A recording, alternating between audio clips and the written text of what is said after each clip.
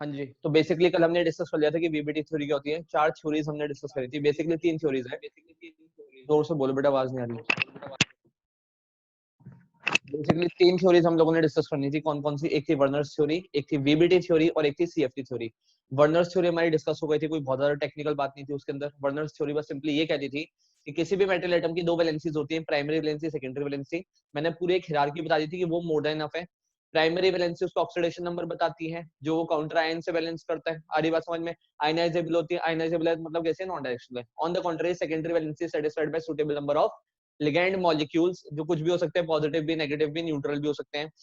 Directional होती है, non ionisable होती है, और उससे कोऑर्डिनेशन नंबर पता चलता है। ठीक है, इतना कंटेंट मोर देन इनफ है। इसके अलावा वर्नर्स में आपसे कुछ नहीं पूछा था। वीबीटी की हमारी स्टार्ट हो गई थी। वीबीटी के बारे में मैंने फुल फॉर्म पहले आप लोगों को डिस्कस कर लिया था कि वैलेंस बॉन्ड थ्योरी बोलते हैं, वो बहुत ज्यादा टिपिकल नहीं है। और ये भी मैंने आपको बता दिया था कि बोर्ड्स में इसके ऊपर जो क्वेश्चन आता है वो 6 स्टेप्स में खत्म होता है। मतलब जो पूरा फॉर्मेशन हमें एक्सप्लेन करना होता है कि how does the following compound is formed on the basis of VBT theory, जो क्वेश्चन आपको मल्टीपल टाइम्स देखने को मिलेगा। ठीक है, कोई दिक्कत तो नहीं। जैसे कंपाउंड जो हमने कल स्टार्ट करा था, किसी नाम लिखा हुआ है, क्या था? हेक्सासाइनिडोफेरेट 2, यही था? हेक्सासाइनिडोफेरेट 2, कंफर्म कर दो एक बार। Yes sir. Yes sir. चलो जी, ठीक है। फेरेट 2 था, मतलब इसके ऊपर नेट चार्ज कितना होगा? -4% होगा। अब हमसे बोलता है explain the formation of following complex on the basis of VBT theory. और मैंने आपको कल ये भी बता दिया था कि जिसको एटॉमिक नंबर याद नहीं है मेजर एलिमेंट्स के, उनसे क्वेश्चन हिलने भी नहीं वाला, क्योंकि मेन काम एटॉमिक नंबर से ही है। अब बेसिकली मैं वो पूरे 6 स्टेप्स सर आपको बता रहा हूँ। हाँ बेटा बोल। सर इससे पहले आपने कुछ लिखवाया था इसमें वीबीटी थ्योरी में? नहीं, वीबीटी में मैंने थ्योरी लिखवाई थी, कि मैंने बताया था कि थ्योरी वगैरह लिखने को चाहती नहीं। मेन आपको पहले कंसेप्ट समझा दूंगा, वो थ्योरी बस बोर्ड्स में वगैरह पूछी नहीं जाती। ओके।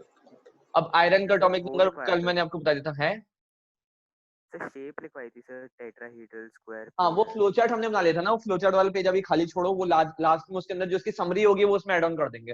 वो सिर्फ फ्लो चार्ट वाला कंटेंट था। तो आयरन का एटॉमिक नंबर होता है 26। और कल भी मैंने आपको एक ट्रिक बता दी थी और बोला था कि हो सके तो एक बार देख लेना कि आप 3D सीरीज क्या होती है, एक बार पीरियोडिक टेबल से टैली आउट कर लेना। तो क्योंकि आयरन 3D सीरीज का एलिमेंट है, बहुत अच्छे से बात को सुनना, मैं दोबारा बता रहा हूँ। 3D सीरीज का मतलब क्या है? फोर्थ पीरियड में आता है। हाँ बेटा बोल। विकास का मीटिंग में आया ही नहीं। हंसते रहोगे नाम से कोई ऐड ऑन हो रहा है तो या तो मूर्ख है, इसमें इतनी बुद्धि नहीं है कि अपने नाम से ज्वाइन करे। तो मुझे पता तो चलेगा नहीं कि हंसते रहो कौन है। बेसिक कॉमन सेंस कहते हैं इसको। मीटिंग में आ रहे हो तुम, कोई वो पार्टी तो चल नहीं रही है कि कुछ भी नाम से एंटर कर जाओगे। नाम सही आएगा तब मैं एंटर करूंगा। एटॉमिक नंबर 26 है और मैंने आपको बोला था 3D सीरीज का एलिमेंट है। अब what do we understand by the term 3D series? क्योंकि 90% क्वेश्चन 3D सीरीज के हैं। 90 भी क्या, 99% क्वेश्चन 3D सीरीज के हैं हमारे सिलेबस में। मतलब फोर्थ पीरियड का एलिमेंट होगा। और 3D क्यों बोलते हैं? बिकॉज इसका electron enters in 3D subshell, 3D subshell में। और ये बात हमने डिस्कस करी हुई है कि D के अंदर इलेक्ट्रॉन n-1 में जाते हैं। जिनको नहीं पता ये बात बहुत अच्छे से सुन लेना। D के अंदर इलेक्ट्रॉन n-1 में जाते हैं। मतलब अगर 4s है तो किस में जाएगा? 3D में जाएगा। 5s है तो किसके अंदर जाएगा? 4D में जाएगा। 6s है तो किसके अंदर जाएगा? 5D में जाएगा। तो 3D के एलिमेंट्स हमारे सारे सिलेबस में। और मैंने आपको ट्रिक भी बताई थी कि जो भी उसका एटॉमिक नंबर है, आपको सिंपली करना क्या है कि उसके s के अंदर तो 2 इलेक्ट्रॉन्स होंगे, क्योंकि पहले 4s भर जाता है। 4s इधर भर गया, उसके बाद 3D के अंदर इलेक्ट्रॉन्स भरते हैं। और 3D में कितने इलेक्ट्रॉन्स भरने हैं? उतने जितने आपके एलिमेंट्स के एटॉमिक नंबर का लास्ट डिजिट है। मतलब कितना? 3D6, except for copper and chromium. ठीक है, वो एक्सेप्शंस में आते हैं। क्लियर आउट हो गया? तो मतलब आयरन का हमें एटॉमिक नंबर पता चल गया 4s2 3d6। अब 6 स्टेप्स यहाँ से स्टार्ट होते हैं। इसके बाद एक एक करके सारे 6 स्टेप स्टार्ट हो रहे हैं। पहले स्टेप का नाम क्या हो जाएगा? Configuration of iron in neutral state, या फिर कॉन्फ़िगरेशन ऑफ आयरन एटम।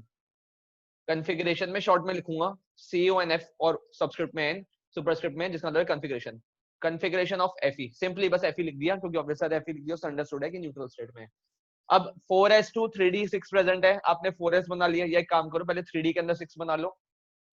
पहले तो 5 आपने ऑर्बिटल्स बना ली। 2 3 4 5 6, समझ रहे हो ना?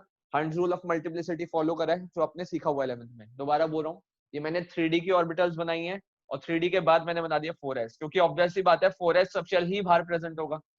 कोई दिक्कत तो नहीं है इसमें? ऑल दो लिखते कॉन्फ़िगरेशन में 4s पहले 3d बाद में, लेकिन ऑब्वियसली बात है 4 वाला शेल तो बाहर ही प्रेजेंट होगा ना। तो 3d के अंदर मैंने 6 इलेक्ट्रॉन्स भर दिए हंड्स रूल को फॉलो करते हुए। कि पेयरिंग मैंने तब करवाई जब सारे ऑर्बिटल्स के अंदर एक इलेक्ट्रॉन आ गया था और 4s के अंदर 2 इलेक्ट्रॉन्स फिल हो गए।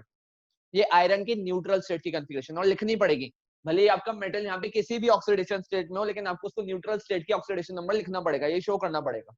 ठीक है, नेक्स्ट उसके बाद configuration of Fe+2। Configuration of Fe+2 Fe+2 क्यों ले रहे हैं? क्योंकि यहाँ पे हमारा आयरन +2 स्टेट में प्रेजेंट है। आगे बात समझ में? +2 स्टेट का मतलब क्या होगा? अब ये बहुत इंपॉर्टेंट बात है, मेजोरिटी बच्चे गलती करते हैं कि इलेक्ट्रॉन 3D से निकाल देते हैं। भैया लॉजिकल बात है, इतना तो बेसिक पता होता है कि इलेक्ट्रॉन सबसे पहले आउटर मोस्ट शेल में से जाते हैं, और जब आउटर मोस्ट शेल खाली हो जाता है, फिर वैलेंस शेल खाली हो जाता है, उसके बाद पेनल्टीमेट शेल्स या फिर अल्टीमेट शेल्स में से इलेक्ट्रॉन्स का वो होता है एलिमिनेशन। तो 3D के अंदर तो एज इट इज सारे इलेक्ट्रॉन्स प्रेजेंट रहेंगे, 6 के 6 इलेक्ट्रॉन्स। तो 2 इलेक्ट्रॉन्स का लॉस कहां से हो जाएगा? 4s से, और 4s से 2 इलेक्ट्रॉन्स का लॉस करते ही अब 4s कैसा हो गया? खाली। कोई दिक्कत तो नहीं है? क्लियर? अब नेक्स्ट पॉइंट इसके बाद जो आता है, उसके लिए एक टर्म इंट्रोड्यूस करा जाता है, the configuration of iron in the presence of cyanide. क्योंकि बेसिकली इसके लिए आपको कंसेप्ट थोड़ा समझना पड़ेगा, थ्योरी नहीं, कंसेप्ट समझना पड़ेगा। थ्योरी में कंसेप्ट में डिफरेंस होता है। आयरन सबसे पहले न्यूट्रल स्टेट में था, 2 इलेक्ट्रॉन लूज कर ही अपनी आयनिक स्टेट में आ गया। कोई दिक्कत तो नहीं? वो 2 इलेक्ट्रॉन्स को लॉस कहां से हुआ? वैलेंस शेल से हो गया, मतलब 4s इलेक्ट्रॉन का लॉस हो गया। अब 3D के अंदर 6 इलेक्ट्रॉन्स प्रेजेंट है, लेकिन 3D में 6 इलेक्ट्रॉन्स कैसे प्रेजेंट है कि 2 इसमें है, एक इसमें, एक इसमें, एक इसमें, एक इसमें, मतलब एक तो पेयर है, बाकी सारे अनपेयर्ड प्रेजेंट है। अब जिसको भी समझ में आता है मेरी बात जो मैं बोल रहा हूँ, और थोड़ा बहुत 11 की बात रिलेट कर सकता है, वो मुझे फटाफट बता दे। मैं आपको 4 ऑप्शंस दे रहा हूँ, कार्बन, नाइट्रोजन, ऑक्सीजन और हेलोजन। इसमें से सबसे ज्यादा इलेक्ट्रोनेगेटिव एलिमेंट कौन सा होगा और सबसे लीस्ट इलेक्ट्रोनेगेटिव एलिमेंट कौन सा होगा? Carbon, nitrogen, oxygen, halogen. Sir halogen. सबसे ज्यादा इलेक्ट्रोनेगेटिव और लीस्ट इलेक्ट्रोनेगेटिव कौन सा होगा? कार्बन। कार्बन। अब दूसरे सवाल का जवाब दो, इलेक्ट्रॉन डोनेटिंग टेंडेंसी किसकी सबसे ज्यादा होगी? मोस्ट इलेक्ट्रोनेगेटिव की या फिर लीस्ट इलेक्ट्रोनेगेटिव की? डोनेटिंग टेंडेंसी की बात हो रही है। लीस्ट इलेक्ट्रोनेगेटिव की। मतलब ऑब्वियस सी बात है, अगर इलेक्ट्रॉन आप डोनेट कर रहे हो, इलेक्ट्रॉन डोनेट करने का मतलब है कि इलेक्ट्रॉन्स आप दूसरों को दे रहे हो। ऐसा कब पॉसिबल है? जब आपकी ईएन बहुत ज्यादा हो या ईएन आपकी कम हो। तो भाई आंसर सही दिया हर्ष ने कि जिसकी ईएन कम होगी उसके लिए इलेक्ट्रॉन डोनेट करना आसान होगा, और जिसकी ईएन जितनी ज्यादा होगी उसके लिए इलेक्ट्रॉन डोनेट करना मुश्किल होगा। क्योंकि ईएन का मतलब ही क्या है कि tendency to attract the shared pair of electrons. तो जितनी ज्यादा ईएन होती है तो शेयर्ड पेयर ऑफ इलेक्ट्रॉन्स उतने ज्यादा उस एलिमेंट की तरफ खिंच जाते हैं, और ईएन जितनी कम होती है वो आसानी से शेयर कर सकता है। आगे बात समझ में? तो अब तीसरे सवाल का जवाब दो। कार्बन ऑब्वियस सी बात है आप लोगों के अकॉर्डिंग, फिर कार्बन अच्छा डोनर होगा और हेलोजन कैसा होगा? पुअर डोनर होगा। तो कार्बन में और हेलोजन में कौन अच्छा लिगेंड कंसीडर करा जाएगा? कार्बन डोनर साइट वाला है फिर हेलोजन डोनर साइट वाला? Carbon. Carbon donor site. Carbon. Basically मैं आपको ट्रिक बता रहा हूँ, बुक पढ़ोगे हंस जाओगे, लिखा नहीं है कंसेप्ट कहीं, ऐसा मेंशन नहीं, कुछ भी मेंशन नहीं है। ट्रिक समझो, उसको कुछ भी बोलोगे, कंक्लूजन अल्टीमेटली यही निकलता है कि भाई सेकंड पीरियड के अंदर 4 एलिमेंट होते लाइन से, कार्बन, नाइट्रोजन, ऑक्सीजन और हेलोजन। मतलब ऑल तो होता तो फ्लोरीन है, बट मैं उसको समराइज कर रहा हूं in the form of halogen. Second period के अंदर बात आ गई समझ में? सेकंड पीरियड के अंदर पी ब्लॉक में कौन से एलिमेंट होते हैं? कार्बन, नाइट्रोजन, ऑक्सीजन और फिर फ्लोरीन होता है, लेकिन उसको समराइज करने के लिए हम हेलोजन बोल रहे हैं। तो ध्यान रखना, अगर कार्बन या नाइट्रोजन में से कोई भी डोनर एटम हो आपके लिगेंड में, या तो कार्बन डोनर एटम हो या फिर नाइट्रोजन डोनर एटम हो, then such ligands are called as strong field ligand। बहुत इंपॉर्टेंट बात है, बहुत ज्यादा। मतलब जितने भी कंपाउंड्स की फॉर्मेशन है वो इस बात पे डिपेंड करती है कि आपको SFL या फिर WFL के बीच में डिफरेंस पता है कि नहीं पता। मैं बार बार बोल रहा हूँ, बहुत अच्छे से सुनना। अगर कार्बन या फिर नाइट्रोजन डोनर एटम हो, मतलब जहां से वो अपने लोन पे डोनेट कर रहे हैं वो कार्बन के थ्रू हो या फिर नाइट्रोजन के थ्रू हो, इन दोनों में से कोई भी एटम हो, then the ligand is said to be strong field ligand. Strong field ligand का मतलब क्या हो गया कि आसानी से डोनेट कर सकता है, मतलब अच्छा लिगेंड है, क्योंकि ईएन कम है। इनडायरेक्टली कंसेप्ट हमें पता है, लेकिन आपको कंसेप्ट पे जाना नहीं है, एक बार आपको बातें समझ में आ गई। और जिनको बातें नहीं समझ में आती, जिनके लेवल के कंसेप्ट वीक है, तो कोई दिक्कत नहीं, आप इस बात को याद कर लो, मेमोराइज कर लो कि अगर कार्बन और नाइट्रोजन डोनर एटम हो, then such a ligand is said to be strong field ligand. इसको क्या बोलेंगे? Strong field ligand. कोई दिक्कत तो नहीं। और अगर ऑक्सीजन और हेलोजन में से कोई भी डोनर हो तो उसको बोलते हैं वीक फील्ड लिगेंड। क्यों बोलते हैं? क्योंकि इसकी ईएन ज्यादा है, हेंस इसकी डोनेटिंग टेंडेंसी कम होगी। बात आ रही समझ में? कार्बन नाइट्रोजन डोनर एटम दिख जाए तो strong field ligand, oxygen halogen दिख जाए तो वीक फील्ड लिगेंड। अब ये बात भी आपको समझनी है कि अगर कार्बन या फिर नाइट्रोजन डोनर एटम्स होंगे, इस बात का मतलब क्या हुआ कि इनकी इलेक्ट्रॉन डेंसिटी एटम के, कार्बन एटम हो चाहे नाइट्रोजन एटम हो, बहुत ज्यादा टाइटली उसके अराउंड पैक्ड नहीं है, जिसकी वजह से इनकी donating tendency central metal atom को बहुत ज्यादा बढ़ जाती है। और जैसे ही फिर ये लिगेंड, जरा बात को समझना क्योंकि पूरा एक प्रोसेस होता है जिसको मैं उसमें 3D में समझा रहा हूँ, कि अगर ये हमारा फेरस एटम प्रेजेंट था, इलेक्ट्रॉन तो उसने लूज कर दिए थे, ये हमने शो कर दिया कि 2 इलेक्ट्रॉन सिस्टम ने वैलेंस शेल के लूज कर दिए। लूज कर देने के बाद जैसे साइनाइड लिगेंड इसको अप्रोच करेगा, साइनाइड के लिगेंड इसको अप्रोच करेंगे, तो कार्बन कैसा है इसके अंदर? Weak field, strong field ligand है, क्योंकि इसकी ईएन कम है, तो आसानी से डोनेट कर सकता है। तो होगा क्या, जैसे ही लिगेंड अपने लोन पेयर लेकर इस फेरस एटम को, आयन को अप्रोच करेगा, इसके unpaired electron inter electronic repulsion की वजह से पेयर अप हो जाएंगे। बहुत अच्छे से बात को समझना कि पेयरिंग होगी कि नहीं होगी किस बात पर डिपेंड करता है। It depends upon the nature of ligand, whether it is strong field ligand और वीक फील्ड लिगेंड।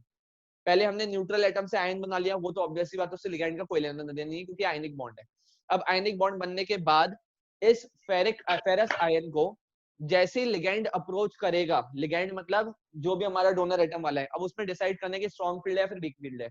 अगर स्ट्रॉन्ग फील्ड लिगेंड है मतलब कार्बन या फिर नाइट्रोजन उसमें डोनर एटम है, तो अपनी इलेक्ट्रॉन डेंसिटी के रिपल्जन की वजह से आयन के अनपेयर्ड इलेक्ट्रॉन्स को पेयर अप करवा देंगे क्योंकि इनकी इलेक्ट्रॉन डेंसिटी लूज है।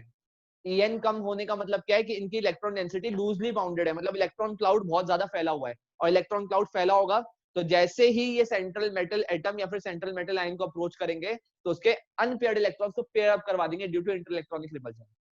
ऑन द कॉन्ट्ररी, अगर वीक फील्ड लिगेंड होगा, वीक फील्ड लिगेंड का मतलब क्या है कि उसका इलेक्ट्रॉन क्लाउड ज्यादा डिस्पर्स नहीं है, टाइटली पैक्ड है क्योंकि इसकी En बहुत ज्यादा है, तो वो इंटर इलेक्ट्रॉनिक रिपल्जन की वजह से थोड़ा बहुत रिपल्जन तो ऑफर करेगा लेकिन इतना स्ट्रांगली नहीं कि इलेक्ट्रॉन्स की पेयरिंग अप करवा सके। तो सबसे ज्यादा इंपॉर्टेंट कंसेप्ट यहीं से अराइज होता है, ये आइडेंटिफाई करना कि whether pairing of unpaired electrons will take place और नॉट। तो अगर स्ट्रॉन्ग फील्ड लिगेंड है तो आप पेयरिंग करवाओगे और वीक फील्ड लिगेंड है तो पेयरिंग आप नहीं करवाओगे। आ गई बात समझ में, कोई दिक्कत तो नहीं है। तो स्ट्रॉन्ग फील्ड लिगेंड में कार्बन नाइट्रोजन एटम, अब देख लेते हैं हमारा लिगेंड कौन सा था, साइनाइड। और साइनाइड कहां से डोनेट करता है, कार्बन की साइड से, और कार्बन कैसा है, स्ट्रॉन्ग फील्ड लिगेंड। तो यस, इसके बाद थर्ड स्टेप क्या आ जाएगा, configuration of Fe+2 in the field of Cn negative. Cyanide की फील्ड में आने पर, मतलब जैसे साइनाइड इसको अप्रोच करना स्टार्ट करेगा स्पेस में, तो फिर इसकी कॉन्फ़िगरेशन क्या हो जाएगी, तो सिंपली होगा क्या, इसके जो अनपेयर्ड इलेक्ट्रॉन्स है वो पेयर अप हो जाएंगे, जितने मैक्सिमम पेयर बन सकते हैं उतने पेयर बना लेगा। तो ऑब्वियसली आगे पता चल रहा है कि 4 इलेक्ट्रॉन्स हैं, ऑलरेडी एक तो पेयर बना हुआ था, 4 इलेक्ट्रॉन्स हैं, उनको पेयर अप कर हम कितने पेयर बना सकते हैं, 2 पेयर। तो फाइनली फिर ये क्या हो जाएगा, 3D प्रेजेंट है, तो 3 पेयर का फॉर्मेशन हो गया और 2 ऑर्बिटल्स खाली, और 4s तो ऑलरेडी खाली थी ही, तो ये हो गया 3D और ये हो गया 4s। आ गई बात समझ में। अब बेसिकली होता क्या है, एक साइनाइड आएगा तो अपने साथ एक लोन पेयर लाएगा, मतलब एक कोऑर्डिनेट बॉन्ड का फॉर्मेशन करेगा, और 6 साइनाइड आएंगे तो कितने बॉन्ड का फॉर्मेशन होगा, 6 कोऑर्डिनेट बॉन्ड का, मतलब 6 वेकेंट ऑर्बिटल चाहिए। भाई एक ऑर्बिटल में मैक्सिमम कितने इलेक्ट्रॉन्स आ सकते हैं, 2 इलेक्ट्रॉन, ये तो 11 से भी सीखा हुआ है। तो ओवरऑल हमें 6 बॉन्ड बनाने हैं, तो कितनी ऑर्बिटल्स चाहिए, 6 ऑर्बिटल्स चाहिए। अब 6 ऑर्बिटल्स के अंदर कल मैंने फ्लो चार्ट में एक बात लिखवाई थी कि 6 ऑर्बिटल्स के लिए 2 ऑप्शन हो सकते हैं, या तो D2sp3 या फिर sp3d2। बात समझ रहे हो, कल ही हमने डिस्कस कर लिया था कि ऑक्टाहेड्रल के लिए या फिर कोऑर्डिनेशन नंबर 6 के लिए 2 पॉसिबिलिटीज हो सकती हैं, या तो हाइब्रिडाइजेशन होगी sp3d2 या फिर होगी D2sp3। अब इस sp3d2 या फिर D2sp3 का मतलब क्या है, उसका मतलब आज क्लियर आउट हो जाएगा। अगर आपका लिगेंड स्ट्रॉन्ग फील्ड है तो मतलब वो रिपल्जन के अगेंस्ट पेयरिंग करवा पाएगा, और अगर वो पेयरिंग अब करवा लेगा तो अब 6 कोऑर्डिनेट बॉन्ड बनाने के लिए उसको 6 ऑर्बिटल चाहिए, और वो 6 ऑर्बिटल कौन सी लेगा, बहुत अच्छे समझते चलना।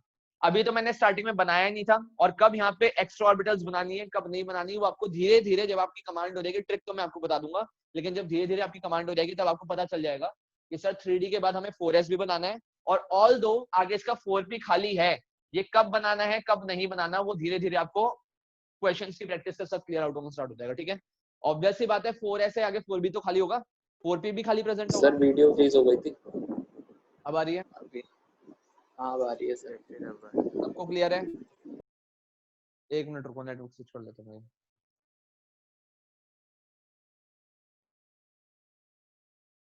एक मिनट होल्ड करो।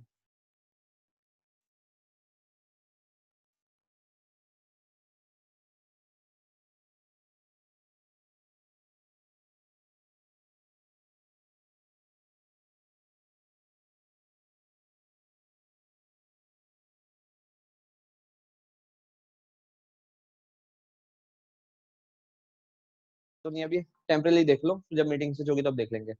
तो ऑब्वियस सी बात है 3D है, उसके बाद फोर्थ शेल है, फोर्थ शेल के अंदर हमें पता है 4s भी होता है, 4p भी होता है और 4d भी अलाउड होता है। इतना तो बेसिक सीखा हुआ है ना हमने स्ट्रक्चर ऑफ एटम के अंदर, कि भले ही फोर्थ शेल है तो फोर्थ शेल के अंदर 4s भी होगा, 4p भी होगा, 4d भी होगा। वो बात अलग है कि वेदर दे आर फिल्ड और एम्प्टी, लेकिन है तो सही प्रेजेंट होगा, क्योंकि फोर्थ शेल के अंदर h सब शेल भी अलाउड होता है, p सब शेल भी अलाउड होता है और d सब शेल भी अलाउड होता है।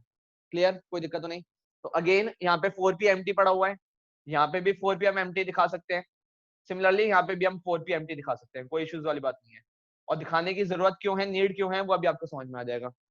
अब क्योंकि 6 साइनाइड लिगेंड हमारे प्रेजेंट है और एक साइनाइड को कम से कम एक ऑर्बिटल चाहिए, तो 6 साइनाइड को कितने ऑर्बिटल्स चाहिए होंगे, 6 ऑर्बिटल्स, वेकेंट ऑर्बिटल्स, ताकि 6 कोऑर्डिनेट बॉन्ड बन सके। तो क्वेश्चन अराइज ये हुआ था कि कौन कौन सी ऑर्बिटल्स यूज करेंगे। तो ध्यान रखना, अगर स्ट्रॉन्ग फील्ड लिगेंड है तो डी ऑर्बिटल अंदर वाले शेल की यूज करेगा, और अगर वीक फील्ड लिगेंड है तो डी ऑर्बिटल आउटर वाले शेल की यूज करेगा। बहुत अच्छे से बात को सुनना पहले मैं क्या बोल रहा हूँ। अगर स्ट्रॉन्ग फील्ड लिगेंड है तो डी ऑर्बिटल अंदर वाले इनर शेल की यूज करेगा, मतलब थर्ड शेल की यूज करेगा। और अगर वीक फील्ड लिगेंड है तो ऑब्वियसली पेयरिंग नहीं करवा पाएगा, और पेयरिंग अगर नहीं करवा पाएगा रिपल्जन के अगेंस्ट, तो उसको डी कौन सी यूज करनी पड़ेगी, आउटर शेल की। और एस और P3 तो है ही। अगर आप कोऑर्डिनेशन नंबर 6 की बात कर रहे हो तो दो पॉसिबल हाइब्रिडेशन क्या थी, sp3d2 या फिर d2sp3। मतलब ऑर्बिटल्स तो सेम यूज हो रही हैं, एक s की यूज हो रही है, 3 p की यूज हो रही है और 2 d की यूज हो रही है। बस डिफरेंस कहां पे आ रहा है, या तो d अंदर वाले शेल का यूज होगा या फिर d बाहर वाले शेल का यूज होगा। वो किसके ऊपर डिपेंड करेगा, it depends upon the nature of the ligand. अगर स्ट्रॉन्ग फील्ड लिगेंड है तो इलेक्ट्रॉन्स की पेयरिंग अब करवा देगा, अंदर वाले कमरे खाली हो जाएंगे, और अंदर के कमरे खाली हो जाएंगे तो अंदर पहले इलेक्ट्रॉन भरे जाएंगे। लेकिन अगर वीक फील्ड लिगेंड होता, फॉर द टाइमिंग अगर अज्यूम कर लें, अगर वीक फील्ड लिगेंड होता तो पेयरिंग नहीं करवा पाता, अंदर के कमरे खाली नहीं हो पाते, तो कहां बैठाना पड़ता है इनको, बाहर वाले कमरों के अंदर। मतलब फिर वो 4D यूज करते हैं, और 4D यूज करते तो पहले कौन सा भरा जाता है, sp3d2। लेकिन क्योंकि अब हमने डी खाली करवा लिया है तो 2 डी की यूज होंगी, एक एस की यूज होगी और 3 पी की ऑर्बिटल यूज होंगी। आ गई बात समझ में। तो करवाएंगे क्या, फाइनली ये पेयरिंग अप हो गई। इसके बाद नेक्स्ट स्टेप में आप बोलोगे हाइब्रिडाइजेशन। हाइब्रिडाइजेशन, अब हाइब्रिडाइजेशन का मतलब क्या है कि ये वाली 2 D2 वाली, एक S और ये 3 P वाली, इन सारी 6 की 6 ऑर्बिटल्स को आप डॉटेड लाइन से कवर अप करोगे। ये ऐसे सारी इकट्ठी हो गई, और कवर अप होने के बाद हाइब्रिडाइजेशन वाले स्टेप में इन 3 को, जिनके अंदर ऑलरेडी पेयर्ड अप होकर इलेक्ट्रॉन प्रेजेंट है, इन 3 को आप अलग बना दोगे।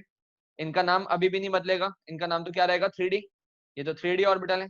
और उसके बाद 6 ऑर्बिटल्स की एनर्जी सेम हो जाएगी, क्योंकि 11th में जिन्होंने नहीं पढ़ा वो सुन ले कि हाइब्रिडाइजेशन होने के बाद सारी ऑर्बिटल्स की एनर्जी इक्वल हो जाती है, मतलब डीजेनरेसी मेंटेन हो जाती है, मतलब सारी के सारी 6 ऑर्बिटल्स की एनर्जी इक्वल हो जाएगी। और उन सारी 6 के 6 ऑर्बिटल्स को हम एक साथ बनाएंगे, और नीचे लिख देंगे कि all these orbitals are represented as D2sp3, क्योंकि इसको बनाने के लिए 2 अंदर के D, एक S और 3 P यूज हुए हैं, D2sp3। फाइनली 5th वाले स्टेप के अंदर आपको दिखाना क्या है, donation of lone pair in the vacant orbital, या फिर सिंपली बॉन्डिंग। लास्ट वाले स्टेप के अंदर आप बॉन्डिंग दिखाओगे, और बॉन्डिंग का मतलब क्या है कि एक साइनाइड इसके अंदर डोनेट कर देगा अपना लोन पेयर, दूसरा साइनाइड इसके अंदर, फिर तीसरा इसके अंदर, चौथा इसके अंदर, पांचवा इसके अंदर, छठा इसके अंदर। तो लास्ट वाले स्टेप में 3D वाली ऑर्बिटल एज इट इज बन गई, जिनके अंदर ऑलरेडी पेयर्ड इलेक्ट्रॉन प्रेजेंट है, और जो आपने D2sp3 बनाई है उन D2sp3 के अंदर 6 लोन पेयर, दैट्स इट। एक बार देखो आराम से, दोबारा समराइज करते हैं सारी बातों को, दोबारा समझते हैं स्टार्टिंग से। आपको बोलेगा क्या, बीबीटी थ्योरी के according explain the formation of following complex on the basis of BBT theory. तो सबसे पहले आपको उसके लिए एटॉमिक नंबर आना चाहिए एलिमेंट का। एटॉमिक नंबर कितना है इसका, 26। 26 का मतलब क्या हो गया, अंदर वाले शेल से ऑब्वियसली आते फिल्ड अप होंगे, आउटर शेल के अंदर कंफिगरेशन क्या हो जाएगी, 4s2 एंड 3d6। अब कैसे पता करेंगे वीडियो अटक रही है सर 3d6 ही रखना आपकी। है, फिर अटक रही है। हाँ जी, हो गई, ठीक हो गई। तो एटॉमिक नंबर 26 था, तो बेसिक्स में मैंने आपको ट्रिक भी बता दी कि जो लास्ट डिजिट है आपके एटॉमिक नंबर की, एक्सेप्ट कॉपर एंड क्रोमियम, वो ही उसके 3D के अंदर इलेक्ट्रॉन भी प्रेजेंट होंगे। ट्राई कर लेना, क्योंकि मैक्सिमम कितने एलिमेंट्स है यार, 10 ही तो एलिमेंट्स है 3D सीरीज के अंदर, ट्राई कर लेना, ये सब में ट्रिक फॉलो होती है। फिर कॉन्फ़िगरेशन ऑफ Fe लिखी कि 3D के अंदर 6 इलेक्ट्रॉन, 4s के अंदर 2 इलेक्ट्रॉन, 4p खाली पड़ा हुआ है। अब कब 4p बनाने, कब 4p नहीं बनाना, उसकी ट्रिक मैं आपको धीरे धीरे विद टाइम बताता जाऊंगा, कब हम 4p बनाए स्टार्टिंग से, क्योंकि हमें बिल्कुल नीट एंड क्लियर तरीके से इसके नीचे ही ओरिएंटेशन मिलाना है, 4s के नीचे ही 4s लाना है और 4p के नीचे ही 4p लाना है, बिल्कुल नीट एंड क्लियर तरीके से बनाना होता है, रिप्रेजेंटेशन के मार्क्स होते हैं इसमें बनाने में। फिर हमने 4p बना दिया, फिर कॉन्फ़िगरेशन ऑफ Fe+2 लिखा। Fe+2 के अंदर जो इलेक्ट्रॉन है, s के इलेक्ट्रॉन्स हैं, उनका लॉस हो जाएगा, तो s खाली हो गया, 4p as it is present है। Thereafter configuration of Fe+2 in the presence of in the field of cyanide. अब इसके लिए मैं आपको ट्रिक बता दी कि अगर कार्बन और नाइट्रोजन डोनर एटम्स हैं, then they are considered as strong field ligand, मतलब ये रिपल्जन के against pairing up of electrons करवा सकते हैं। और अगर ऑक्सीजन हो या फिर कोई भी हैलोजन हो, क्लोरीन, ब्रोमीन, आयोडीन, कोई भी प्रेजेंट हो, तो वो पेयरिंग अप नहीं करवाएंगे, and hence they are considered as weak field ligand. और वीक फील्ड और स्ट्रॉन्ग फील्ड क्यों है, उसके पीछे लॉजिकल रीजन है जो बता दिया। स्ट्रॉन्ग फील्ड का मतलब है आसानी से डोनेट कर पाएगा क्योंकि EN कम है, वीक फील्ड का मतलब आसानी से इलेक्ट्रॉन डोनेट नहीं कर पाएगा क्योंकि EN बहुत ज्यादा है, तो डोनेटिंग टेंडेंसी कम है। वही मतलब है पुअर न्यूक्लियोफाइल और गुड न्यूक्लियोफाइल वाला कंसेप्ट ऑर्गेनिक वाला। Finally in the field of cyanide क्या हो जाएगा, जो अनपेयर्ड इलेक्ट्रॉन्स थे वो भी पेयर अप हो जाएंगे। पेयर अप हो गए तो हमारे पास दो ऑप्शन होते हैं कोऑर्डिनेशन नंबर 6 के अंदर, सिर्फ दो ही ऑप्शंस होते हैं, ज्यादा सोचना ही नहीं है, या तो D2sp3 या फिर sp3d2, मतलब दो ऑर्बिटल्स D की यूज करनी है, एक ऑर्बिटल S की यूज करनी है और तीन ऑर्बिटल P यूज करनी है। बस डिफरेंस ये आएगा, या तो sp3 के अंदर तो कुछ सोचना ही नहीं है, 4 की ही S होगी, और ये भी 100% श्योरिटी लिख के ले लो, हमेशा बोर्ड के सिलेबस में 4 की ही S होगी, 4 की भी P होगी, मेंस में भी इनफैक्ट 4 की ही S होगी, 4 की ही P होगी, कुछ सोचना ही नहीं है। बस पॉइंट ऑफ डिफरेंस यहाँ आता है, या तो D3D का होगा या फिर D4D का होगा, समझ रहे हो। अगर पहले का D यूज होगा तो हाइब्रिडेशन क्या हो जाएगी D2sp3, और अगर बाहर का D यूज होगा तो क्या हो जाएगी sp3d2।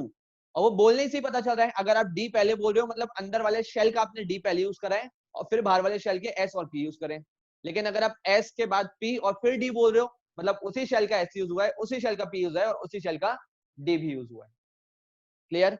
फिर फाइनली क्या करा, हाइब्रिडाइजेशन करवाया, क्योंकि हमें पता है कि हाइब्रिडाइजेशन करवाना जरूरी है कि बॉन्ड बनने से पहले ऑर्बिटल्स के बीच में क्या होता है, हाइब्रिडाइजेशन, मतलब जितनी भी डिफरेंट एनर्जीज हैं उन सबको मिलाकर इंटरमिक्सिंग होती है और एक कॉमन एनर्जी वाली ऑर्बिटल्स का फॉर्मेशन होता है। तो 6 के 6 ऑर्बिटल्स को हमने डॉटेड लाइन से बॉक्स में बंद करा, 6 ऑर्बिटल्स नहीं बन गए, which are referred to as hybridised orbitals और D2sp3 ऑर्बिटल्स। फाइनल स्टेप के अंदर हमने बॉन्डिंग दिखानी है, तो लोन पेयर को आप एरो से भी शो कर सकते हो, डॉट से भी शो कर सकते हो, विच एवर इज एप्रोप्रिएट, जो भी आपको ठीक लगे उससे कोई दिक्कत नहीं है। फाइनली हो गया। ये पहले फटाफट से छाप लो, फिर मैं आपको बताता हूँ कि इससे क्या क्या कंक्लूजन निकाला जाता है और क्या क्या क्वेश्चंस आते हैं, क्योंकि इसके ऊपर ही क्वेश्चंस अभी आगे और बनेंगे। नोट डाउन कर लो उसको फटाफट से, और एक दो ही मैं आपको सर दूंगा, बाकी सारे आपको स्टेप्स खुद ही ट्राई करने हैं। हाँ बेटा। सर फिफ्थ में क्या लिखा है सर?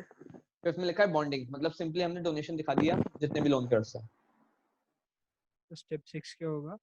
स्टेप 6 इसके बाद वाले वो हैं जो हमने कंक्लूजन निकाले हैं। सर बॉन्डिंग में हमें दिखाना नहीं है, मतलब D2sp3 में और मतलब इलेक्ट्रॉन दिखा दिए ना मैंने, डॉट के फॉर्म में दिखाए हैं, डॉट डॉट डॉट मतलब 6 पेयर्स हो गए ना।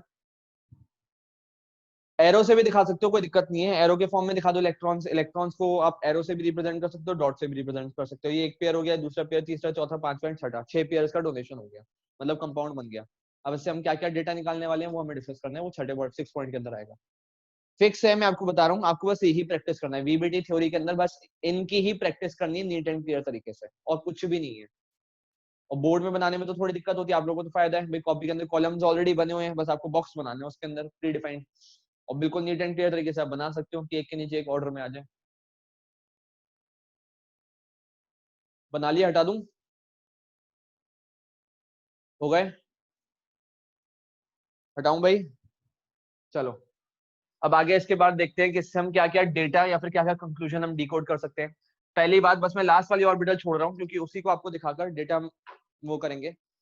पहली बात, डी की अंदर वाली ऑर्बिटल यूज हुई है या फिर बाहर वाली ऑर्बिटल यूज हुई है, जल्दी बोलो। डी की अंदर वाली यूज हुई है या फिर बाहर वाली? अंदर वाली। अंदर वाली। देखना बहुत अच्छे सुनना, अगर अंदर वाली डी यूज होती है तो उनको बोलते हैं inner orbital complex, inner orbital complex. और अगर जब बाहर वाली यूज होगी तब मैं बताऊंगा आपको, वहां पे टर्म आ जाएगा आउटर ऑर्बिटल कॉम्प्लेक्स, और इसमें रटने की कोई बात ही नहीं है। अगर डी अंदर का यूज हो रहा है तो इनर ऑर्बिटल का कॉम्प्लेक्स बना है, और बाहर की डी यूज होगी तो क्या बोलेंगे, outer orbital complex, simple as that. Second point, उसके बाद मुझे ये बताओ, सारे इलेक्ट्रॉन्स पेयर्ड अप है, पेयर्ड अप है या फिर एक भी इलेक्ट्रॉन अनपेयर्ड नजर आ रहा है? Paired up. सारे इलेक्ट्रॉन्स पेयर्ड अप हैं, और ये बात आप सीखते आए हो कि सारे इलेक्ट्रॉन्स अगर पेयर्ड अप होते हैं so the complex is diamagnetic, और एक भी इलेक्ट्रॉन अगर अनपेयर्ड रह जाए the complex will be paramagnetic. ये फिजिक्स में भी सीखा होगा आपने, मैग्नेटिज्म अगर स्टार्ट हो गया है तो, कि अगर इलेक्ट्रॉन्स सारे ही पेयर्ड अप हो then such a compound is said to be diamagnetic, और एक भी इलेक्ट्रॉन अगर अनपेयर्ड नजर आ जाए तो क्या हो जाएगी, पैरामैग्नेटिक। तीसरा पॉइंट उसका मतलब, ये छठे पॉइंट के अंदर सब पॉइंट्स बन रहे हैं। हाइब्रिडाइजेशन क्या है, D2sp3, ठीक है।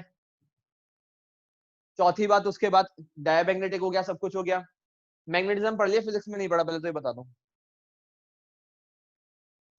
नहीं सर। नहीं पढ़ा। किसी ने भी नहीं पढ़ा तो ठीक है, फिर अभी समझ लो। अगर सारे इलेक्ट्रॉन्स पेयर्ड अप होते हैं तो मैग्नेटिक मूवमेंट, ये मैग्नेट्स की एक प्रॉपर्टी होती है, तो मैग्नेटिक मूवमेंट उसका हो जाता है जीरो। बहुत अच्छे से बात को सुनना, अगर सारे इलेक्ट्रॉन्स पेयर्ड अप हैं, मतलब सारे इलेक्ट्रॉन्स पेयर अप हो गए, तो वो मैग्नेटिक प्रॉपर्टी शो नहीं करेगा और उस सिचुएशन में उसका मैग्नेटिक मोमेंट हो जाता है जीरो। जैसे आपने इलेक्ट्रोस्टैट के अंदर पढ़ा होगा डायपोल मोमेंट, डायपोल मोमेंट जैसे कैलकुलेट करते हैं ना, वैसे ही मैग्नेटिक मोमेंट भी कैलकुलेट होता है और मैग्नेटिक मोमेंट फिर कितना हो जाएगा, जीरो। निकालने का फॉर्मूला भी होता है, वो आप मैग्नेटिज्म में सीख लोगे, म्यू रूट ओवर n+2, वो निकालना आता है, कोई दिक्कत वाली बात नहीं है। तो मैग्नेटिक मोमेंट उसका जीरो हो जाएगा। नेक्स्ट पॉइंट उसके बाद, क्योंकि जो डी वाले इलेक्ट्रॉन्स हैं वो अंदर ऑर्बिटल वाले यूज हो रहे हैं, बात समझना जरा, जो हमने इलेक्ट्रॉन्स की पेयरिंग करवाई है उसमें डी ऑर्बिटल कौन सी यूज हुई है, अंदर वाले शेल की।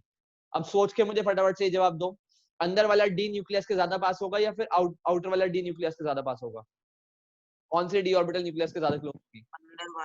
अंदर वाला। अगर न्यूक्लियर फोर्स, ऑब्वियस सी बात है, अगर अंदर वाला डी यूज हो रहा है मतलब उसके ऊपर न्यूक्लियर फोर्स ज्यादा लगेगी, बात आ रही समझ में? और न्यूक्लियर फोर्स ज्यादा लगेगी तो ज्यादा हाई स्पीड से वो स्पिन नहीं कर पाएगा, and hence such complexes are known as low spin complex. Low spin complex. आ गई बात समझ में? बहुत तमीज से सुनते चलना, ये 5 डेटा में इसके अंदर से डिकोड करने पड़ते हैं। पहली बात, इनर ऑर्बिटल कॉम्प्लेक्स है या फिर आउटर ऑर्बिटल कॉम्प्लेक्स। जिसको हाइब्रिडेशन निकालनी आ गई उसको तो कोई दिक्कत ही नहीं है, इनर ऑर्बिटल है, क्यों? अंदर वाली डी यूज करी। फिर डायमैग्नेटिक है, डायमैग्नेटिक क्यों है? क्योंकि सारे के सारे इलेक्ट्रॉन्स पेयर्ड अप हैं। तीसरा पॉइंट, हाइब्रिडेशन D2sp3। चौथा पॉइंट, क्योंकि डायमैग्नेटिक है तो 110% magnetic movement will be zero, क्योंकि मैग्नेटिक मूवमेंट की वैल्यू तभी कुछ होती है जब एक भी अनपेयर्ड इलेक्ट्रॉन प्रेजेंट है, मतलब मिनिमम एक अनपेयर्ड इलेक्ट्रॉन प्रेजेंट है, तब तो कुछ ना कुछ मैग्नेटिक मूवमेंट की वैल्यू हो सकती है। उसमें भी मैं आपको ट्रिक्स बता दूंगा, उसमें भी आपको घबराने की कोई टेंशन नहीं है, क्योंकि अगर आता है जेई के अंदर कि मैग्नेटिक मूवमेंट पूछ ले कितनी होती है, तो उसमें भी ट्रिक्स हैं कुछ। और फाइनली लो spin complex. Low spin complex क्यों बोला? क्योंकि डी अंदर वाली यूज हुई है, तो इलेक्ट्रॉन्स न्यूक्लियस के ज्यादा पास है, स्पिन उनका कम होगा, मतलब ज्यादा हाई वेलोसिटी से स्पिन नहीं कर पाएंगे, रेवोल्यूशन ज्यादा नहीं होगा, तो बोलेंगे लो स्पिन कॉम्प्लेक्स। ठीक है। और जनरली बता दूं इसमें भी, इस थ्योरी के अकॉर्डिंग, वैसे आगे चलकर आपको पता चलेगा कि उसमें कुछ फ्लॉज होते हैं, इस थ्योरी के अकॉर्डिंग अगर सारे इलेक्ट्रॉन्स पेयर्ड अप हैं, सारे इलेक्ट्रॉन्स अगर पेयर्ड अप हैं, then such a compound is commonly non coloured, उसका कोई कलर नहीं होगा, क्योंकि जितने भी डी ब्लॉक के एलिमेंट्स होते हैं, जैसे आपने आईएससी वालों ने तो सीखा हुआ है, सुना भी हुआ है, टेट्रामीन कॉपर टू सल्फेट, वो डीप ब्लू कलर का होता था। जितने भी जेमस्टोन्स होते हैं, चाहे वो सैफायर हो, रूबी हो, कोई भी जेमस्टोन हो, ये सारे जेमस्टोन्स कुछ नहीं होते, ये सारे के सारे कोऑर्डिनेशन कंपाउंड्स होते हैं। और इनकी कलर की प्रॉपर्टी होती ही इस वजह से है कि इनके पास जो अनपेयर्ड इलेक्ट्रॉन्स हैं, उनका बस डी ट्रांजिशन होता रहता है, मतलब अपने आउटर वैकेंट शेल में जाते हैं, फिर अंदर में आते हैं, आउटर में जाते हैं, अंदर में जाते हैं। तो एनर्जी को एब्जॉर्ब करना और वापस से रिलीज करने की कंटिन्यूअस प्रोसेस की वजह से इनकी कलर्ड प्रॉपर्टी अकाउंट होती है, इस थ्योरी के अकॉर्डिंग। आ गई बात समझ में? देखो यहाँ तक कोई डाउट है पूछो, वरना फिर मैं अदर एग्जांपल पे आ रहा हूँ। इसमें तो मैंने स्ट्रॉन्ग फील्ड लिगेंड कंसीडर करा है, इसके बाद फिर एक एग्जांपल बताऊंगा आपको वीक फील्ड लिगेंड का, और बाकी फिर आप लोगों ने ट्राई करने, जितने ट्राई कर लो उतने कम है, लेकिन मैक्सिमम एक लिमिट है। अगर आप खूब जान लगा के भी बुक के सारे अटेम्प्ट्स ट्राई करोगे तो मैक्सिमम टू मैक्सिमम 15 क्वेश्चंस है मैक्सिमम सिलेबस के अंदर, इससे ज्यादा क्वेश्चन है ही नहीं। ठीक है, हटा दूं तो स्ट्रॉन्ग फील्ड का कंसेप्ट हो गया। अब आ जाते हैं वीक फील्ड के कंसेप्ट पे। सेम कॉम्प्लेक्स है, सब कुछ सेम है, कुछ भी नहीं बदला, बस यहाँ पे मैं साइनाइड को मतलब लिगेंड को रिप्लेस कर रहा हूँ, और लिगेंड को रिप्लेस कर हम यहाँ पर लेकर आ रहे हैं वाटर, मतलब इसका नाम क्या हो जाएगा, hexa aqua iron two ion. और क्योंकि वाटर के ऊपर नेट चार्ज होता है 0, तो फेरस का जो चार्ज होगा वो पूरा का पूरा कॉम्प्लेक्स स्फीयर का चार्ज होगा। बात आ रही है समझ में? कोई दिक्कत तो नहीं? पहला स्टेप बिल्कुल same, configuration of Fe neutral state में क्या हो जाएगी, 3d6 4s2। और एक बार आप लोगों ने प्रैक्टिस कर ली तो कमांड हो जाएगी, बहुत जल्दी बनाना आ जाएगा। फ्रैंकली ये भी 2 मिनट के अंदर पूरा क्वेश्चन खत्म हो जाता है, अगर आपकी कमांड है तो ज्यादा टाइम लगता है। कौन से ऑक्सीडेशन नंबर में +2, तो फिर क्या लिखेंगे, कॉन्फ़िगरेशन ऑफ Fe+2। क्या कॉन्फ़िगरेशन हो जाएगी, 6 वाले इलेक्ट्रॉन तो एज इट इज प्रेजेंट होंगे, 4s के दोनों इलेक्ट्रॉन हो गए खाली। अब इसमें मैं आपको अभी स्टार्टिंग से बता रहा हूँ, वो आगे चलकर आपको पता चल जाएगा कि यहाँ पे हमें 4s भी बनाना पड़ेगा from the very beginning, 4p भी बनाना पड़ेगा, और साथ में 4d भी बनाना पड़ेगा। क्यों, वो अभी धीरे धीरे आपको समझ में आ जाएगा। 4p भी हमें स्टार्टिंग से बनाते हुए चलना पड़ेगा, भले ही एम्प्टी हो उससे कोई मतलब नहीं है, बट आपको स्टार्टिंग से बनाना पड़ेगा। कोई दिक्कत तो नहीं? अब उसके बाद, क्योंकि वाटर है, वाटर के अंदर डोनर एटम कौन सा होगा, बस डोनर एटम का मुझे नाम बता दो। लोन पेयर कौन सा एटम डोनेट करेगा वाटर में? ऑक्सीजन ऑब्वियस सी बात है, क्योंकि लोन पेयर है ही ऑक्सीजन पे, मतलब ऑक्सीजन डोनर साइट है। दूसरे सवाल का जवाब दो, अगर ऑक्सीजन डोनर साइट है तो ये स्ट्रॉन्ग फील्ड लिगेंड है, वीक फील्ड लिगेंड है? Weak field. वीक फील्ड है तो पेयरिंग अप ऑफ इलेक्ट्रॉन्स करवा पाएगा कि नहीं करवा पाएगा? नहीं करवा पाएगा। नहीं करवा सर पाएगा नहीं भाई। करवा पाएगा। वीक फील्ड वाला है तो पेयरिंग ऑफ इलेक्ट्रॉन्स नहीं करवा पाएगा, और पेयरिंग ऑफ इलेक्ट्रॉन्स अगर नहीं करवा पाएगा तो इस केस में हमें थर्ड वाला स्टेप लिखने की कोई रिक्वायरमेंट नहीं है कि configuration of Fe in field of water, क्योंकि वाटर की फील्ड में भी कोई चेंज नहीं आएगा, तो चाहो तो आप वाला स्टेप यहीं से स्किप कर सकते हो। अगर चेंज होना होता है तब लिखते वाला पॉइंट, अदरवाइज कोई नीड नहीं होती। फिर फाइनली उसके बाद हम बोलेंगे हाइब्रिडाइजेशन। अब हाइब्रिडाइजेशन मैंने आपको बताया था कि दो ही पॉसिबल है, या तो sp3d2 या फिर d2sp3। लेकिन यहाँ पे हम d2sp3 नहीं बना सकते। क्यों नहीं बना सकते? क्योंकि d ऑलरेडी ऑक्यूपाइड है, और पेयरिंग भी नहीं हो पाई, तो डी का कमरा खाली नहीं है। अब कमरा खाली नहीं है तो हम उसमें मेहमानों को ठहरा नहीं पाएंगे, तो हमें कौन से कमरे यूज करने पड़ेंगे? एक एस का, 3 पी के और 2 आउटर वाले डी के। तो इसके अंदर हमने बॉक्स बनाया, फिर एक एस के अराउंड, 3 पी के अराउंड और बस 2 डी के अराउंड। सारे डी को इन्वॉल्व नहीं करेंगे, सिर्फ 2 डी के ऑर्बिटल्स को हमने इन्वॉल्व करा डॉटेड लाइन के अंदर। हाइब्रिडाइजेशन के बाद इसकी ऑर्बिटल कैसी बन जाएगी? 3D तो एज इट इज बना देंगे, इसमें तो कोई भी चेंज नहीं आने वाला, 3D एज इट इज। फिर उसके बाद 4s 4p और 2 4d के बिल्कुल उसके नीचे बनाया, 6 की 6 ऑर्बिटल साथ में। और बच कितनी गई 3D की? 4D की कितनी बच गई? 3 बच गई, क्योंकि 2 को हमने इन्वॉल्व करा है, 3 को हमने इन्वॉल्व नहीं करा, तो उन 3 को हम अलग से फिर बना देंगे, कोई दिक्कत तो नहीं। यहाँ पे लिख दिया sp3d2 और यहाँ पे क्या लिख देंगे फाइनली? फिर ये भी हो गई हमारी 4D लिख देंगे, सिंपली 4D लिख के छोड़ दो, सारे उसके सब टाइप्स में लिखेंगे, 4D लिख दी। नेक्स्ट स्टेप में उसके बाद क्या हो जाएगा? Bonding, simple as that. Bonding का मतलब क्या है कि हर एक वाटर अपना लोन पेयर हर एक वेकेंट ऑर्बिटल के अंदर डोनेट करेगा, तो इसको अगेन एज इट इज छाप देंगे, कुछ नहीं करना है इसमें तो, क्योंकि पेयरिंग तो हुई नहीं है। ये हो गया 3D, एक लोन पेयर 2 3 4 5 6 और 4D एज इट इज खाली, मतलब इसमें एक स्टेप हमारा कम हो गया, दैट्स इट, sp3d2। अब क्या क्या डेटा ड्राइव कर सकते हैं? आओ आप लोगों ने जवाब देना है, पहले बोलो। Inner orbital complex, outer orbital complex? Outer orbital complex. Outer orbital complex, क्योंकि डी हमने बाहर की यूज करी है, आउटर ऑर्बिटल कॉम्प्लेक्स। सेकंड जवाब दो इसके बाद। Paramagnetic, diamagnetic? पैरा, क्योंकि इसके अंदर में 4 अनपेयर्ड इलेक्ट्रॉन्स नजर आ रहे हैं, तो पैरामैग्नेटिक। तीसरा जवाब उसके बाद, डी बाहर की यूज हुई है, तो बाहर वाला डी न्यूक्लियस से दूर होगा, न्यूक्लियस से दूर होगा तो न्यूक्लियर फोर्स कम लगेगी, तो हाई स्पिन कर पाएगा। Spin complex, high spin complex? High spin complex. High spin complex. अब यहाँ पे बात आती है कि इसका मैग्नेटिक मोमेंट कैसे कैलकुलेट करें। तो मैग्नेटिक मोमेंट का फॉर्मूला आप कॉपी के साथ नोट डाउन कर लो, √n n+2, √n ब्रैकेट में n+2, छत पे लिखना, √n n+2, where n is equals to number of unpaired electrons। Formula लिख रहा हूं मैं यहाँ पे, √n n+2, ये मैग्नेटिक मूवमेंट का फॉर्मूला है, जिसका फॉर्मूला होता है म्यू, सिंबल होता है म्यू, जिसका फॉर्मूला है √n n+2, और यूनिट क्या होती है? Bohr magneton. ये आप मैग्नेटिज्म में पढ़ोगे बहुत अच्छे से, वहां पे भी पढ़ लेना, फॉर्मूला ये होता है, बदलता नहीं है, बोहर मैग्नेटॉन, BM लिखते हैं शॉर्ट फॉर्म में, बोहर मैग्नेटॉन यूनिट है मैग्नेटिक मूवमेंट की, ठीक है। अब नंबर ऑफ अनपेयर्ड इलेक्ट्रॉन्स कितने नजर आ रहे हैं? 1 2 3 4। इस फॉर्मूले में अप्लाई करो, मुझे नहीं पता, लेकिन मैं रैंडमली बता रहा हूँ और आप चेक कर लेना, आंसर अप्रोक्सीमेटली 4.6 या फिर 4.7 के आसपास आएगा। जिसके पास कैलकुलेटर है चेक करो, अनपेयर्ड इलेक्ट्रॉन्स कितने हैं इसके अंदर? 1 2 3 4, 4 की वैल्यू, n की वैल्यू यहाँ पे 4 पुट करो और फाइंड आउट करो कितनी आ रही वैल्यू। 4 पॉइंट समथिंग ही आंसर आएगा, 4.89, मतलब 4.7 के आसपास आ रहा है, मतलब 4 पॉइंट समथिंग ही आ रहा है। और ये भी आपको ट्रिक समझ लो या फिर कुछ भी कर लो, क्योंकि ये भी बहुत क्वेश्चंस अटेम्प्ट करने के बाद, सब करने के बाद कंक्लूजन ये निकला है कि जितने भी अनपेयर्ड इलेक्ट्रॉन्स होते हैं ना, सॉल्व करने के बाद मैग्नेटिक मोमेंट उसके बाद डेसिमल्स में ही कुछ आती है। ये भी फाइनलाइज्ड है, मतलब बिल्कुल समरी निकाल कर मैं आपको बता रहा हूँ, मतलब इसमें भी कोई फ्लॉ नहीं है। अगर 4 अनपेयर्ड इलेक्ट्रॉन्स है तो मैग्नेटिक मूवमेंट की वैल्यू 4 पॉइंट समथिंग आएगी, 3 अनपेयर्ड इलेक्ट्रॉन्स है तो मैग्नेटिक मूवमेंट की वैल्यू 3 पॉइंट समथिंग आएगी, 2 है तो 2 पॉइंट समथिंग, 1 है तो 1 पॉइंट समथिंग, 5 है तो उस केसेस में 5 point something, and so on. लेकिन 5 से ज्यादा मैक्सिमम अनपेयर्ड इलेक्ट्रॉन्स नहीं होते, ध्यान रखना, 5 से ज्यादा मैक्सिमम अनपेयर्ड इलेक्ट्रॉन्स नहीं हो सकते, तो उसके बाद मैग्नेटिक मूवमेंट कम होना स्टार्ट हो जाती है। वो और आगे जब आएगा कंसेप्ट तब बता दूंगा। तो मैग्नेटिक मोमेंट इसके अप्रोक्सीमेटली 4 पॉइंट समथिंग आएगी, साहिल बता रहे 4.8 आ रही है, साथ में लिख देंगे आगे बोहर मैग्नेट्रॉन। आ गई बात समझ में? और क्योंकि इसके पास अनपेयर्ड इलेक्ट्रॉन प्रेजेंट है, so the complex will be coloured होगा। बात खत्म।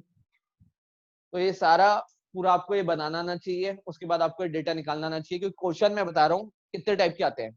पहली बात आपको बोलेगा explain the formation of this compound on the basis of BBT theory. ये वाले क्वेश्चन कब आते हैं? जब किस्मत बहुत ज्यादा खराब होती है, वरना बनाने को नहीं आते। दूसरी बात, क्वेश्चन आपसे क्या पूछा जा सकता है? आपको दो कॉम्प्लेक्स दे देगा। जैसे अभी अगर हम पॉइंट ऑफ डिफरेंस देखें तो इससे पहले वाले कॉम्प्लेक्स के अंदर बस यहाँ पे साइनाइड था, और इस वाले कॉम्प्लेक्स में साइनाइड की जगह क्या गया? वाटर। तो आपको दो कॉम्प्लेक्स दे देगा कि hexa cyanidoferrate ion and hexa aqua ferrate to ion out of the following two compounds, which is paramagnetic, which is diamagnetic, which has magnetic moment 0 and non-zero, which has hybridization sp3d2, which has hybridization d2sp3। मतलब direct question आपसे पूछेगा, लेकिन ultimately हमें पता है कि इन questions को बताने के लिए हमें पहले थोड़ा बहुत इसके बारे में नॉलेज होना चाहिए, क्योंकि अगर हमें ये नहीं पता तो हम ये नहीं पता लगा पाएंगे कि ये वाला डेटा क्या आने वाला है। और जो बच्चे जेई की तैयारी करते हैं, एडवांस की इनफैक्ट या फिर मेन की भी, तो उनको ये सब पंचायत छापने की जरूरत नहीं होती। कैसे? मैं बता रहा हूँ, फटाफट से उनको कमांड हो जाती है क्वेश्चंस बार बार प्रैक्टिस करके। फटाफट उन्होंने देखा वाटर है, वाटर देख के उनके दिमाग में स्ट्राइक करेगा कि वीक फील्ड लिगेंड है, मतलब पेयरिंग नहीं करवानी। पेयरिंग नहीं करवानी तो उन्होंने फटाफट से सोचा एटॉमिक नंबर कितना है? 26 है। 26 मतलब 4s के अंदर भरे होंगे, 6 इसमें भरे हुए हैं, लेकिन क्योंकि फेरस है तो 2 इलेक्ट्रॉन यहाँ से जा चुके हैं। 2 इलेक्ट्रॉन जा चुके हैं तो 6 इलेक्ट्रॉन इसके अंदर प्रेजेंट है। 6 इलेक्ट्रॉन का मतलब कैसे होगा? 1 2 3 4 5 और छठा, मतलब 2 पेयर्ड है और 4 अनपेयर्ड प्रेजेंट है। 4s खाली है, 4p खाली है, 4d खाली है। तुरंत आंसर स्ट्राइक कर गया, वीक फील्ड है तो sp3d2 होने वाली है। दूसरा कंक्लूजन उन्होंने क्या निकाल लिया? क्योंकि डी बाहर वाला यूज हुआ है तो आउटर ऑर्बिटल कॉम्प्लेक्स है, लो स्पिन कॉम्प्लेक्स है, तुरंत देख के पता चल गया। अनपेयर्ड इलेक्ट्रॉन है तो पैरामैग्नेटिक होगा, पैरामैग्नेटिक है तो कितने अनपेयर्ड इलेक्ट्रॉन्स प्रेजेंट है? 4, तो 4 पॉइंट समथिंग मैग्नेटिक मोमेंट आने वाला है।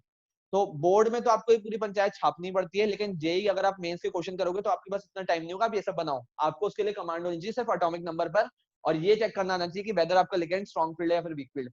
तुरंत विद इन 10 सेकंड्स आपका आंसर आ जाएगा, विद इन 10 सेकंड्स। और चाहो तो एक बार कमांड कर लो, तो रैंडमली बुक के अंदर क्वेश्चंस ऐसे ही ट्राई करके देख लेना, आपको पता चल जाएगा कितना वो है। मतलब बहुत टिपिकल बात नहीं है इसके अंदर क्वेश्चंस को सॉल्व आउट करना। ठीक है, मीटिंग स्विच कर लेते हैं पहले, फिर आगे बढ़ते हैं। हाँ बोल बोल जल्दी बोल। सर कलर्ड किस बेसिस पे